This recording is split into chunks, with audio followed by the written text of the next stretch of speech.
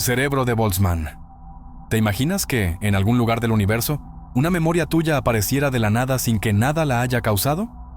Esa es la idea del cerebro de Boltzmann, un experimento mental que sugiere que, en un universo lo bastante grande o lo bastante viejo, podría formarse por azar un cerebro completo con recuerdos falsos que se siente tan real como el tuyo.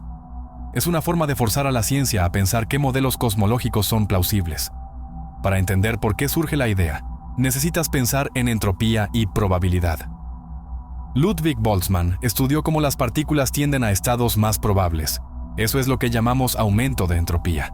Pero en sistemas enormes, incluso eventos extremadamente improbables ocurren de vez en cuando.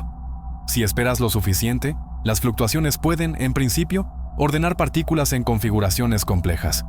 Un cerebro formado así tendría, por un instante, percepciones y recuerdos que parecen coherentes, aunque no exista una historia larga que los respalde. ¿Por qué esto es más que un juego mental?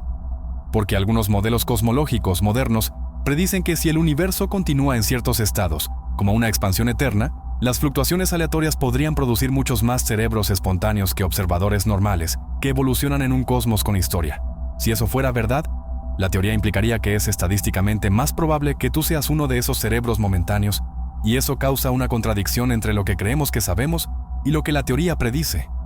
Cosmólogos como Sean Carroll han señalado que una teoría que predice mayormente Boltzmann brains sería cognitivamente inestable. No podrías confiar en las observaciones que justifican la misma teoría. La discusión no acaba en la paradoja. Hay varias respuestas técnicas y físicas. Algunas propuestas muestran que en ciertos marcos cuánticos, o si el espacio de estados es infinito, las fluctuaciones no crean observadores reales del modo simple que imaginamos. Otros argumentos apuntan a que el cálculo de probabilidades en espacios infinitos es delicado y depende de cómo compares distintos tipos de observadores. En la práctica, muchos físicos prefieren modelos donde la aparición de cerebros aleatorios sea extremadamente rara comparada con la aparición de observadores normales, porque así preservan la confianza en la ciencia. Ilusión de la mano de goma. En la mesa delante tuyo hay una mano de goma, lisa y quieta. Tu mano real está oculta detrás de un tabique. Un experimentador pasa un pincel por la mano de goma mientras, al mismo tiempo, roza tu mano oculta con otro pincel. Después de un rato, empiezas a sentir que la mano de goma es tuya. Cuando la tocan, sientes el toque en ese plástico como si fuera carne. Esa escena simple es la ilusión de la mano de goma. Un experimento que revela cómo tu cerebro arma el sentido del cuerpo. Lo que ocurre no es magia, sino una regla práctica del cerebro. Si ves algo moviéndose o siendo tocado justo cuando tú sientes un toque, tu mente tiende a unir esas señales como si vinieran de la misma fuente. Es decir, la visión y el tacto se combinan con tu sentido de la posición, propiocepción, para decidir, esto es mío. Si la estimulación es sincronizada y la mano artificial está en una posición plausible, el cerebro concluye que la mano visible y la mano sentida comparten causa. Eso produce la sensación de propiedad corporal. Piensa en ello como si tu cuerpo fuera un equipo de sonido. La vista es la guitarra, el tacto la batería y la propiocepción el bajo. Cuando los tres tocan al mismo tiempo, tu cerebro mezcla la canción y la etiqueta como mi cuerpo. Si uno de los instrumentos se atrasa o suena fuera de tono, el grupo suena raro y tu cerebro deja de reconocer esa mano falsa como parte del conjunto. Esa metáfora ayuda a entender por qué el tiempo y la coherencia espacial son claves para la ilusión. Las investigaciones han rastreado qué zonas cerebrales participan en esta mezcla multisensorial. Regiones parietales y premotoras parecen comparar señales visuales, táctiles y de posición, y cuando la coincidencia es alta, generan una representación coherente del miembro como propio.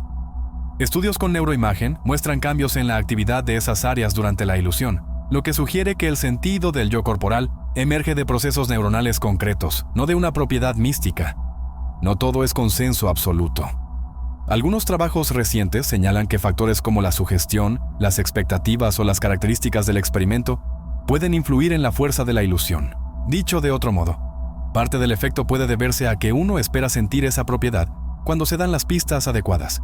Sin embargo, la mayoría de los estudios sigue encontrando efectos robustos en medidas fisiológicas y de comportamiento que no se explican solo por el deseo de complacer al experimentador. La verdad probablemente mezcla ambos elementos: integración multisensorial real y efectos top-down de atención y expectativa. La ilusión no es solo un truco de feria, tiene aplicaciones prácticas. Ayuda a diseñar prótesis que se sientan como parte del cuerpo, mejorar rehabilitación tras lesiones y entender condiciones donde la percepción corporal falla. También nos recuerda algo más íntimo. El tú que sientes no es un objeto fijo. Es una construcción dinámica que puede modificarse en minutos si el cerebro recibe señales coherentes. Si ahora mueves un dedo y el motor y la vista siguen sincronizados, tu sentido de pertenencia se mantiene. Si no, la pertenencia se tambalea. Mientras te relajas en la cama, deja que esta idea gire por un momento. Tu sentido del cuerpo no es un hecho dado. Es una hipótesis que tu cerebro actualiza constantemente con las pistas que recibe. La mano de goma te muestra que, en la base de lo que eres, hay un proceso que mezcla señales y decide qué encaja. Es simple, sorprendente y un poco inquietante, perfecto para seguir pensando mientras te quedas dormido. Universo holográfico, versión sencilla. La idea nace al estudiar agujeros negros. La información que cae parece quedar registrada en la superficie, no perdida en el interior. Eso encendió la sospecha de que la realidad pueda describirse por datos en una frontera. En pocas palabras, el principio holográfico dice esto: lo que ocurre dentro de un volumen puede describirse completamente por información en su superficie. No es que veas un holograma, es que la información necesaria para reconstruir el interior podría vivir fuera de él. Un ejemplo matemático famoso es la correspondencia AD-SCFT, propuesta por Juan Maldacena. Ahí, una teoría con gravedad en un espacio de más dimensiones tiene una teoría equivalente sin gravedad en la frontera.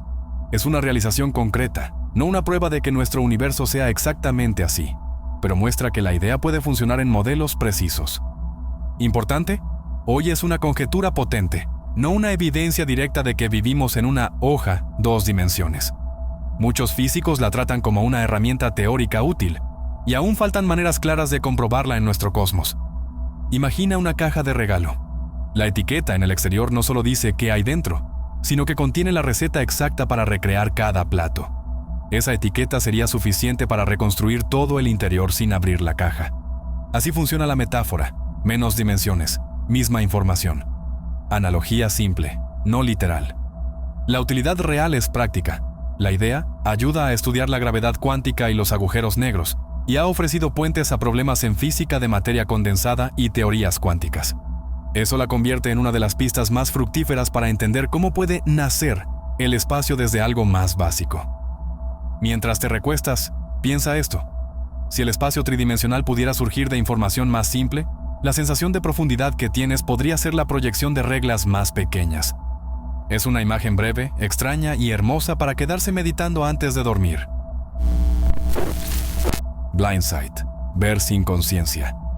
¿Puedes responder ante algo que tus ojos no te permiten ver conscientemente? Eso es justo lo que pasa en el blindsight. Después de daño en la corteza visual primaria, B1, algunas personas dicen no ver nada en parte de su campo visual, pero aún así adivinan ubicación, movimiento u orientación por encima del azar. Es una desconexión entre procesar señales y tener experiencia consciente. En el laboratorio lo prueban con tareas de elección forzada. Te piden apuntar o elegir entre 2 opciones aunque digas no haber visto nada. Sorprendentemente, muchos sujetos aciertan más de lo que correspondería al azar. No es que recuerden o finjan, sus respuestas siguen patrones consistentes. Detectan movimiento mejor que color, por ejemplo, lo que muestra capacidades visuales residuales pero sin percepción consciente. ¿Cuál es la ruta que permite esto? Hay vías visuales alternativas que evitan B1. Algunas señales van desde la retina al colículo superior y al pulvinar, o por conexiones del núcleo geniculado lateral, LGN, hacia áreas visuales extrastriadas como HMT+, importante para el movimiento.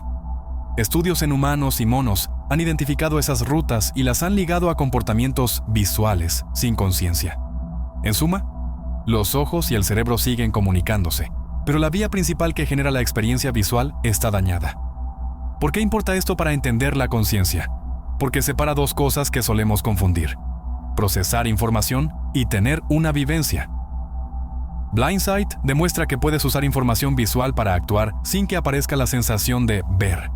Ese hallazgo ha alimentado debates sobre qué mecanismos cerebrales generan la experiencia consciente y ha obligado a modelos más precisos sobre qué significa tener acceso a una sensación. Piensa en esto como un coche con piloto automático. Aunque el conductor no vea la carretera, el auto puede frenar o esquivar gracias a sensores y a un sistema alternativo. En el blindsight, Los sensores están funcionando y guían acciones, pero la cabina donde surge la experiencia está apagada. Esa imagen breve te ayuda a entender por qué el fenómeno es fascinante. Nos muestra la arquitectura a piezas del ver humano. Mientras te recuestas, deja que esta idea repita. Ver no siempre es lo mismo que saber qué ves. Hay formas de visión que actúan en la sombra, útiles, reales y silenciosas. Perfectas para masticar con la mente antes de dormir. Materia oscura, el ingrediente invisible. Cuando miras una galaxia, ves estrellas, gas y polvo, pero gran parte de su masa no brilla. Lo sabemos porque las estrellas en las zonas externas giran demasiado rápido para que la gravedad visible las mantenga unidas. Algo invisible está ahí, actuando como un pegamento cósmico, la materia oscura. El hallazgo comenzó en los años 30 con Fritz Zwicky, al estudiar cúmulos de galaxias. Más tarde, Vera Rubin midió curvas de rotación de galaxias espirales y confirmó que la masa visible no explicaba sus movimientos. Hoy, las observaciones de lentes gravitacionales, la forma en que la luz se curva al pasar cerca de grandes masas, también revelan que la mayor parte de la masa es invisible. No es una materia fantasma en el sentido paranormal, es materia que no emite ni absorbe luz, pero sí ejerce gravedad. Las mejores hipótesis apuntan a partículas que interactúan muy débilmente con la materia común, como las WIMPs o acciones, aún sin detectar directamente. Piensa en un escenario de circo. Ves a los trapecistas, pero los cables que los sostienen son transparentes. Sin ellos, el espectáculo colapsaría. Así, la materia oscura es ese soporte oculto que da coherencia a las estructuras del universo. Aunque no la veamos, su huella es clara en la formación de galaxias, en la estructura a gran escala y en el patrón del fondo cósmico de microondas. Resolver qué es no solo completaría el inventario del cosmos, podría abrir una ventana a nueva física más allá del modelo estándar. Mientras cierras los ojos, imagina ese andamiaje invisible sosteniendo todo lo que conoces. No lo sientes, no lo ves, pero sin él, el universo sería un lugar caótico y muy distinto. Efecto Stroop. Conflicto de señales. Dato. Cuando lees la palabra rojo escrita en tinta azul, tardas más en nombrar el color de la tinta que si la palabra fuera irrelevante. Ese retraso sistemático es el corazón del efecto Stroop. En su forma más simple, el experimento muestra 3 tipos de estímulos. Palabras coloreadas congruentes, por ejemplo la palabra azul en tinta azul, incongruentes, la palabra azul en tinta roja, y neutros, como una serie de X y KX en tinta verde. Si te piden nombrar el color de la tinta, respondes más lento y cometes más errores en las condiciones incongruentes. Es una prueba clara de que la información escrita y la información del color compiten en tu mente. ¿Por qué ocurre esa fricción? Los psicólogos han propuesto varias explicaciones. Una idea sencilla es la velocidad relativa de procesamiento. Leer palabras es una habilidad automática y rápida, mientras que identificar colores requiere más atención. Cuando ambas vías se activan a la vez, la que llega antes, la lectura, puede interferir con la decisión sobre el color. Otras explicaciones añaden que el conflicto no es solo velocidad, sino competencia de respuestas.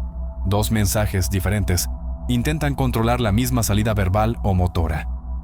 En el cerebro, esa lucha se refleja en redes concretas. Estudios con neuroimagen señalan al córtex cingulado anterior y a la corteza prefrontal dorsolateral como los árbitros del conflicto. Estas zonas detectan el choque de señales y aumentan el control ejecutivo para resolverlo. No es magia, es tu corteza organizando prioridades. Piensa en una situación cotidiana. Estás escuchando el GPS que dice, gira a la derecha, mientras tu amigo sentado a tu lado te grita, a la izquierda. Tu cerebro recibe 2 instrucciones incompatibles y tarda un instante en elegir cuál seguir. Eso es exactamente lo que pasa en el Stroop, pero con palabras y colores. La imagen ayuda a entender por qué las tareas que requieren suprimir una respuesta automática te resultan más difíciles.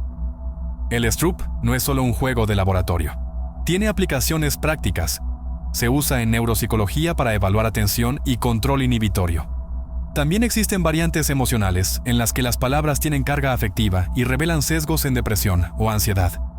Además, expertos han explorado versiones numéricas y espaciales que muestran que el conflicto entre rutas de procesamiento es un fenómeno general en la mente. Otro aspecto fascinante es que el efecto puede cambiar con el contexto. Si la mayoría de estímulos son congruentes, la interferencia crece en los pocos incongruentes. Si hay práctica, la diferencia disminuye. Eso nos dice que el Stroop combina elementos automáticos con control flexible. No es una falla fija del cerebro, es una ventana abierta a cómo priorizas información. Al final, el efecto Stroop te muestra que tu percepción no es una simple lectura del mundo, es una negociación entre rutas rápidas y rutas controladas. Y en esa negociación aprendemos mucho sobre la atención, la voluntad y los errores que todos cometemos. Visualiza que entras a una cafetería nueva y por un instante todo te resulta extrañamente familiar. No solo el aroma, sino la luz, la posición de las sillas, hasta una emoción que crees recordar. Ese golpe corto y desconcertante es el déjà vu, la sensación de haber vivido ahora algo que sabes, con certeza, que es nuevo. Sucede mucho.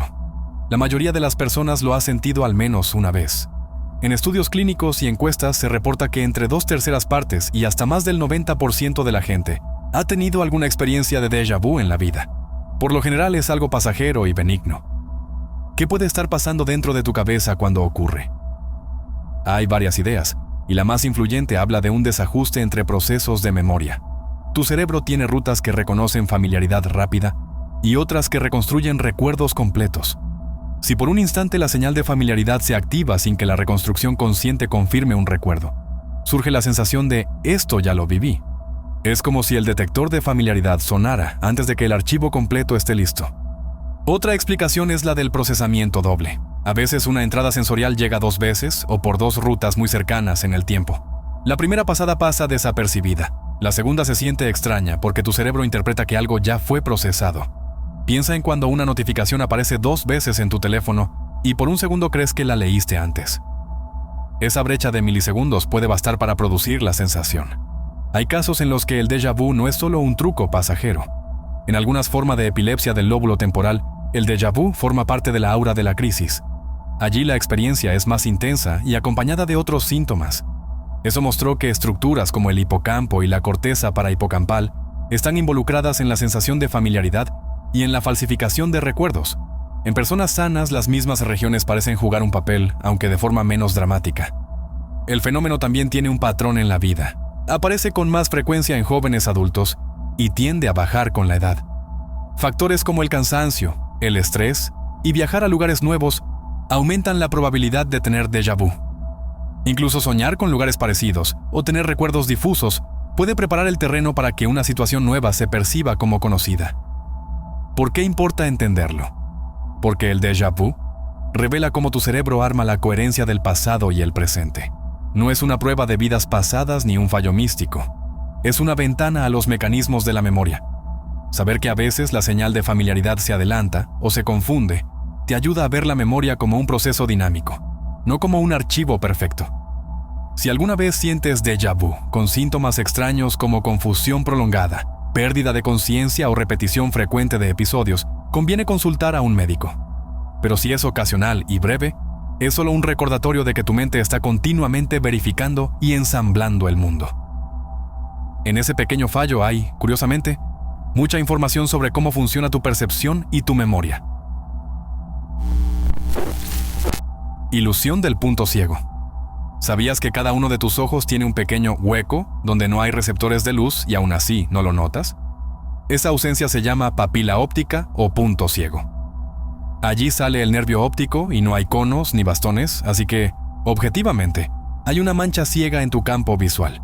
Aún así, rara vez la percibes. Cuando miras, tu cerebro no deja un vacío, lo rellena. Imagina una pared con papel pintado. Si un pedazo se despega, lo que ves no es el agujero blanco, sino el patrón que continúa como si nada. El sistema visual hace algo parecido. Copia color, textura y movimiento del borde y lo extiende sobre el hueco. Esa costura invisible mantiene la escena continua. Puedes comprobarlo en segundos. Cierra un ojo, mira una cruz y mueve el papel hasta que un punto colocado a la derecha desaparezca. No es magia.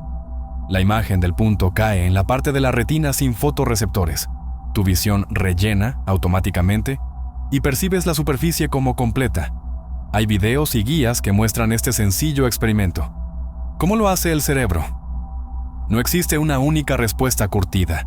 Hay teorías que hablan de interpolación simple, copiar la información del borde, y otras más sofisticadas que apelan a modelos predictivos. El cerebro anticipa qué debería haber en ese lugar y genera esa predicción para mantener coherencia perceptiva. En términos prácticos, tu mente usa señales inmediatas y expectativas previas para adivinar lo que falta. No es un relleno siempre igual. Investigaciones muestran que el blind spot tiende a ser rellenado de forma más robusta que si una sección fuera simplemente cubierta por un objeto fuera del campo visual. Además, el contenido que el cerebro introduce suele copiar características del entorno y a veces hasta incorpora color, brillo y movimiento de manera consistente. En otras palabras, lo que ves en el punto ciego puede ser bastante convincente, aunque no sea verídico. Esto plantea una idea inquietante y fascinante. Partes importantes de tu experiencia visual son construcciones, no reproducciones directas.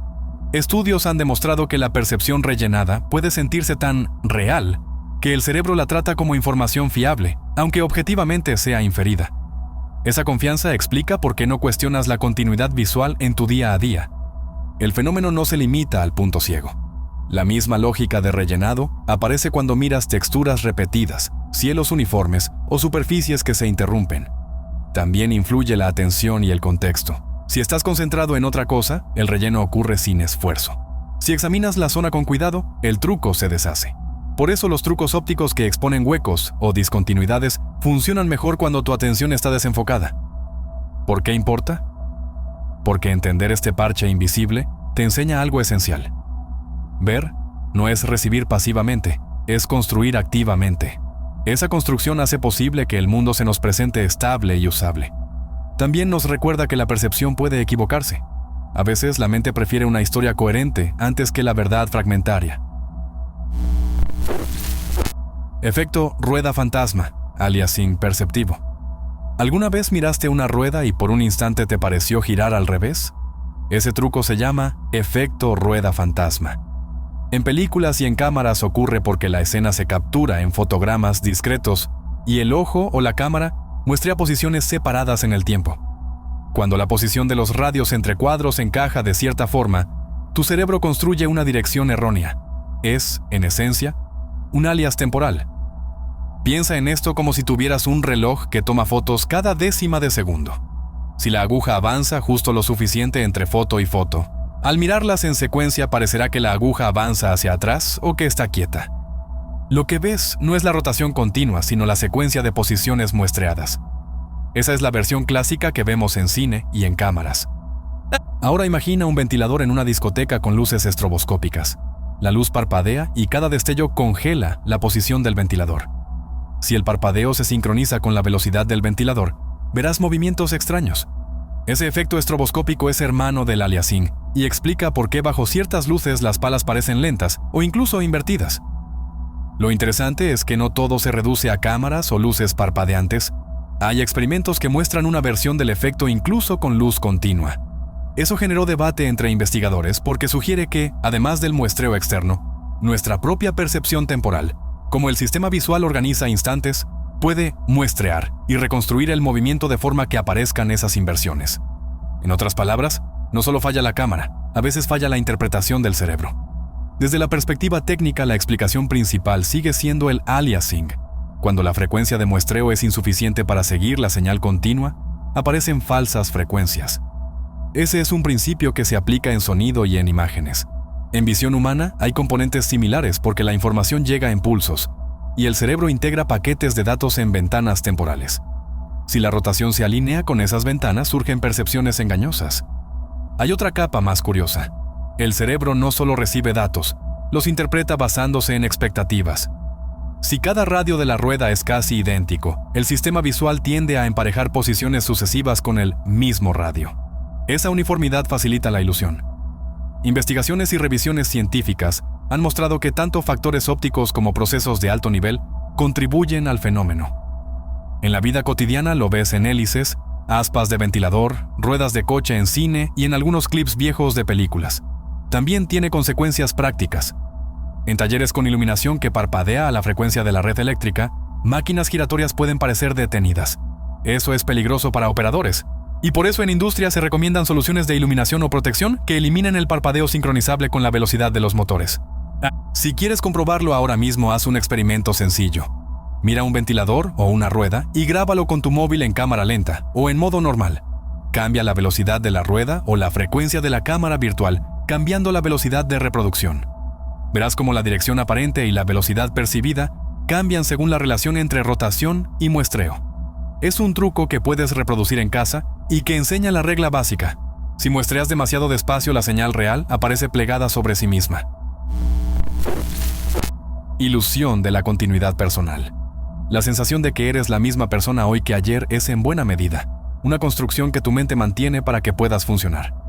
Esa sensación tiene nombre técnico, self-continuity o continuidad del yo. Piensa en tu vida como una carretera hecha con parches. Cada parche es una experiencia, un recuerdo, una decisión.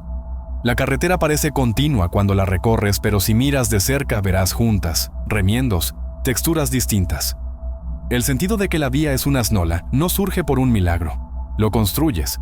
Seleccionas recuerdos, conectas metas antiguas con las nuevas y organizas historias que hacen que el camino tenga sentido. Esa labor narrativa es lo que mantiene la ilusión de unidad. Hay al menos dos grandes fuentes de esa continuidad. Una es la memoria autobiográfica, recuerdas eventos propios y los enlazas. La otra es el sentido de propósito y de carácter. Te cuentas que eres esa persona que hace X, y esa etiqueta funciona como hilo conductor. Si alguno de esos hilos se rompe, por ejemplo, por amnesia o un cambio radical de valores, la percepción de continuidad se debilita. La filosofía entra a la conversación con preguntas duras. ¿Eres realmente la misma persona si tus recuerdos se pierden o si tu personalidad cambia? Filósofos como John Locke defendieron la idea de que la memoria y la conciencia son la base de la identidad personal. Otros, siguiendo a Hume, dijeron que no hay un yo constante, sino una sucesión de impresiones que creemos unidas.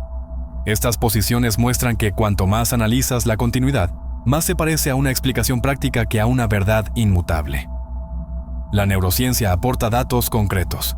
Casos clínicos como amnesias o reversos temporales tras un golpe muestran que cambiar la memoria o el acceso a ella puede devolver a alguien a un estado anterior de identidad o romper la percepción de ser el mismo. Eso no solo es una curiosidad médica, enseña que la sensación de yo depende de procesos cerebrales y sociales que se pueden alterar. No es solo teoría ni experimentos raros. En la vida cotidiana mantienes la continuidad con prácticas simples. Cuentas tu historia a otros, haces planes y mantienes rutinas. Esas actividades son como el pegamento. Cuando recuerdas una decisión antigua, la reinterpretas a la luz de lo que eres ahora, y así integras el pasado. También hay un componente emocional. Mantener una sensación de continuidad protege el bienestar. Sentir que tu vida tiene una línea narrativa te ayuda a tomar decisiones a largo plazo y a soportar pérdidas. Cuarto de Ames, habitación engañosa. Entras a una habitación donde dos personas se miran y una parece una gigante mientras la otra parece una enana. Observas cómo una de ellas camina hacia el centro y ante tus ojos se hace más pequeña. Luego regresa y vuelve a crecer. Te sientes desconcertado porque todo parece ocurrir sin magia, pero también sin truco obvio. Eso es exactamente lo que hace un cuarto de Ames. El cuarto fue diseñado para que, desde un punto de vista fijo, la proyección sobre tu retina coincida con la de una habitación normal, aunque la geometría real sea totalmente distorsionada. El piso, las paredes y el techo están inclinados y las esquinas no forman ángulos rectos. Los objetos y los patrones se colocan con cuidado para que las pistas visuales que usarías para estimar distancia no te lleguen de forma correcta. El resultado es que objetos a distancias muy diferentes parecen estar en el mismo plano y por eso cambian de tamaño aparente cuando se mueven. Piensa en una maqueta de tren vista desde la entrada de un túnel. Si la maqueta está construida de forma que las casas cercanas y las lejanas proyecten la misma imagen desde ese túnel, tu ojo aceptará la ilusión de que todo tiene la misma escala. El cuarto de Ames obliga a tu ojo a mirar desde ese único túnel o peephole. Al impedir que uses los dos ojos y que te muevas, elimina señales potentes de profundidad como la estereopsis y el paralaje del movimiento. Sin esas señales, tu cerebro confía en la perspectiva aparente y en líneas que parecen paralelas para juzgar tamaño y distancia. La técnica principal es la perspectiva forzada. Desde el lugar de observación, la habitación proyecta la misma imagen que una habitación rectangular, pero en realidad una esquina está mucho más cerca que la otra y el techo tiene distinta altura. Para mantener la ilusión, el diseñador controla la iluminación y aplica patrones en el suelo y paredes que coincidan con la geometría ilusoria. Así, Una persona situada en la esquina más cercana ocupa más espacio en tu retina que otra en la esquina lejana y por eso te parece gigantesca.